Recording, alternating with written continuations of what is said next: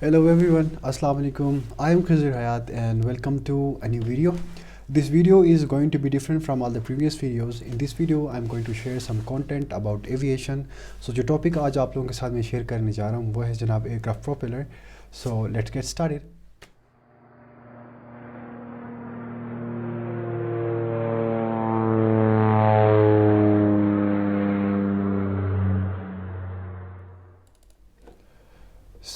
आप लोगों के साथ मैं अपना स्क्रीन शेयर कर रहा हूँ. आप देख सकते हैं. सबसे पहले मैं अपने स्टिकी नोट्स के थ्रू आप लोगों को जस्ट एक ओवरव्यू देता चलूँ.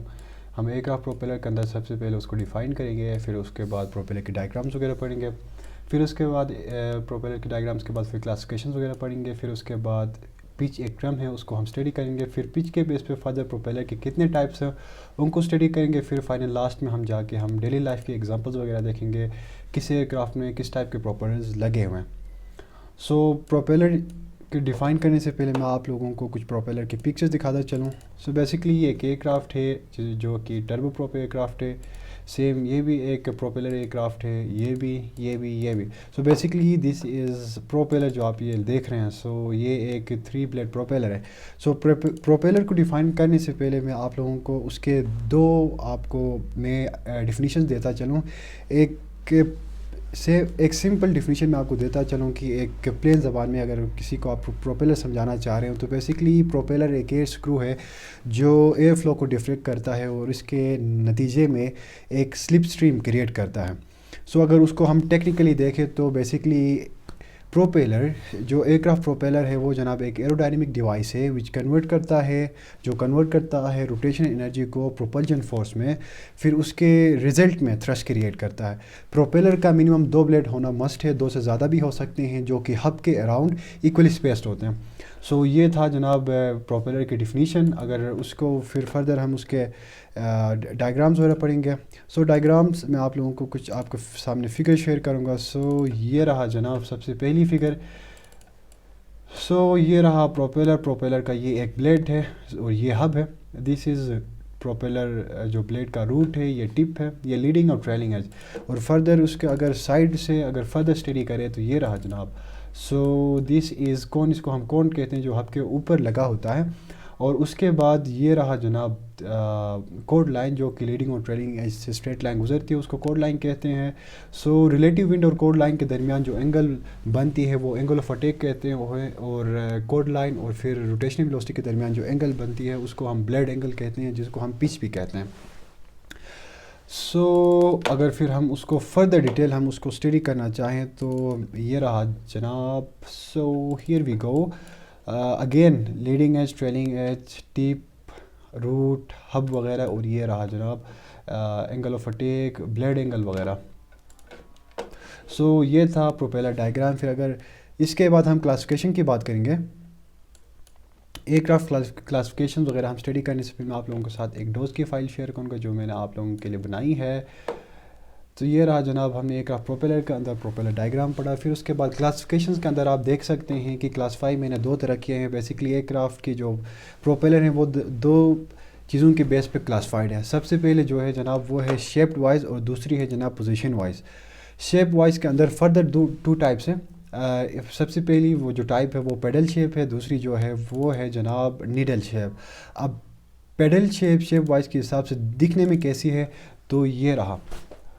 आप लोग रिकॉग्नाइज़ करने के लिए ईज़िली ये आप यहाँ से देख सकते हैं कि इसके जो टिप्स वगैरह है ये पेडल शेप हैं. और अगेन दूसरी एग्जांपल ये रहा जनाब, ये एक अगेन पेडल शेप प्रोपेलर है. ये था जनाब क्लासिफिकेशन में पेडल शेप वाइज के हिसाब से पहली एग्जांपल.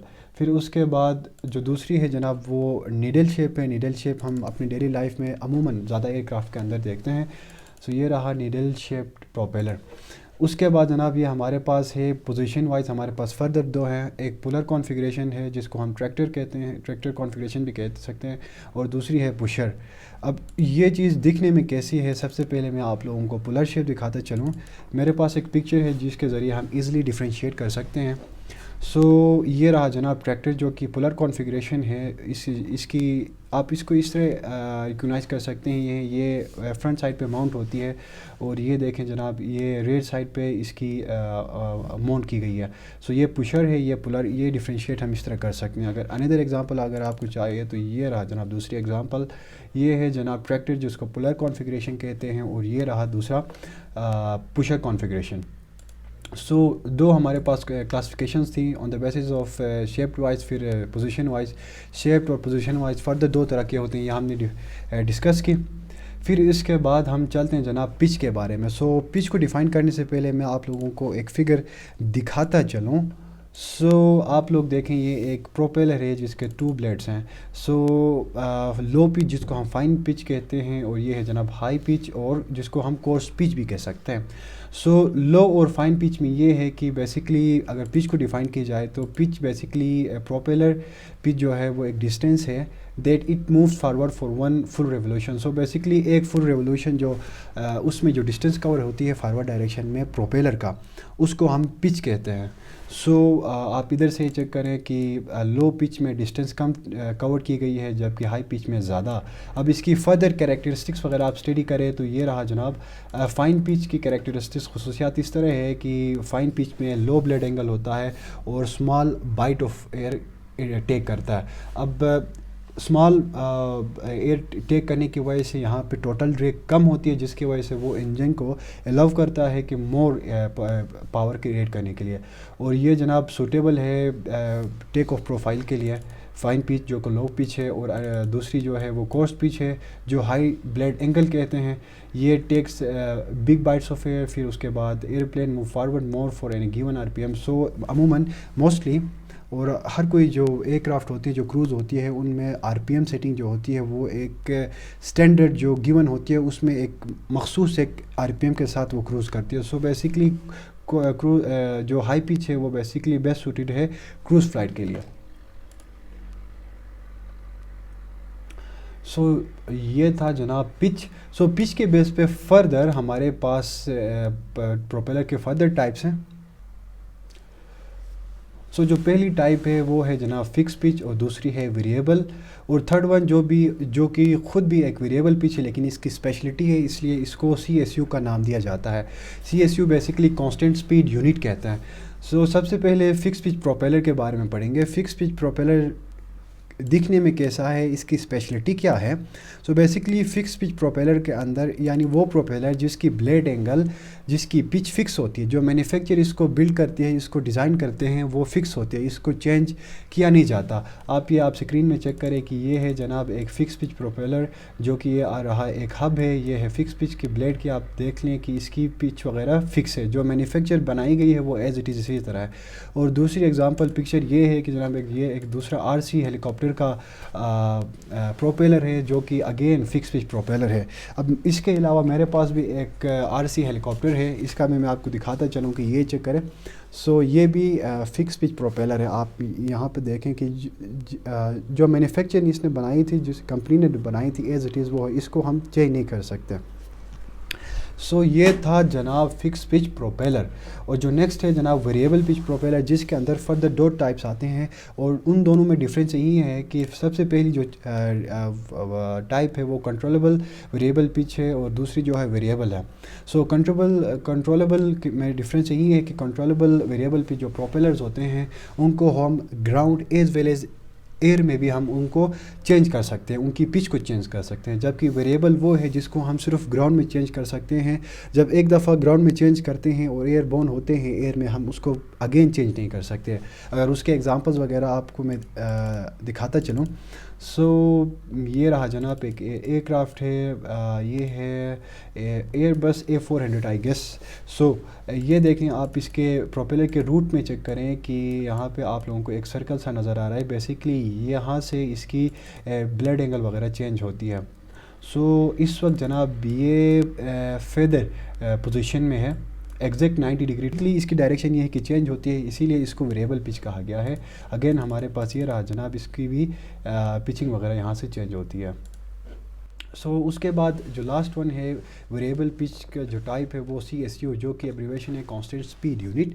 سو بیسکلی کانسٹنٹ اسپیڈ یونٹ اس کو کہنے کا مطلب یہی ہے کہ یہ ایک ایسی ویریبل پچ پروپیلر ہے جو اپنی بلیڈ اینگل کو مینٹین رکھتی ہے ان سچ اے وے کہ وہ اپنی جو روٹیشنل اسپیڈ ہے اس کو مینٹین رکھتی ہے. یہاں پہ کانسٹنٹ اسپیڈ یعنی روٹیشنل اسپیڈ ہے پروپیلر کا، اس کو مینٹین رکھتی ہے. سو یہ آٹومیٹکلی اپنی بلیڈ اینگل کو اس طرح ایڈجسٹ کرتی ہے کہ وہ اپنی روٹیشن اسپیڈ کو مینٹین رکھتی ہے.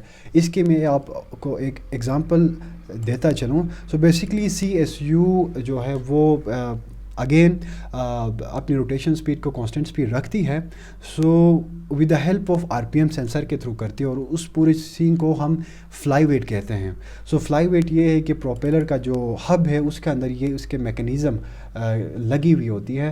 یہاں پہ اسپرنگ وغیرہ دیکھ رہے ہیں، یہاں پہ فلائی ویٹ کہتے ہیں، جو کہ سینسر RPM سینسر سے وہ کنٹرول ہوتی ہے. اس کے RPM کی ویلیو کے حساب سے وہ اپنی بلیڈ اینگل فکس کرتی ہے. اسی طرح پھر وہ ایک کانسٹنٹ روٹیشنل اسپیڈ پرووائڈ کرتی ہے.